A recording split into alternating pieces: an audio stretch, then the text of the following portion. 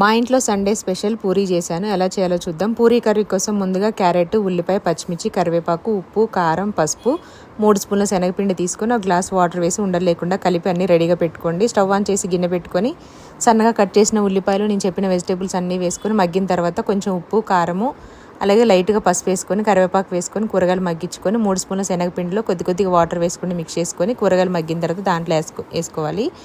అలాగే ఇంకొంచెం extra water వేసుకొని పక్కన పెట్టుకోండి. అలాగే 2 కప్పులు గోధుమ పిండి, లైట్గా సాల్ట్ వేసుకొని కొద్దిగా వాటర్ వేసుకుంటూ మిక్స్ చేసుకోవాలి.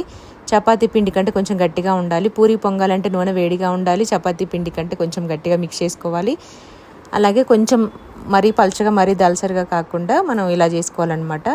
కొంచెం high flame, medium flame adjust చేసుకుంటూ ప్రతి పూరి వేసుకోవాలి. ఎక్కడ హోల్స్ పడకుండా చేసుకుంటే చక్కగా పూరీలు అనేవి పొంగితే ఎక్కువసేపు కూడా ఉంటుంది. ఈలోపు కర్రీ కూడా రెడీ అయిపోయింది. నేను చేసిన పూరీ రెసిపీ ఎలా ఉందో తప్పకుండా కామెంట్ అయితే చేయండి. ఇక్కడ వచ్చేసి ఇంకా కర్రీతోటి తినేసామన్నమాట. Thank you so much. Please subscribe my channel మా పల్లె వంట.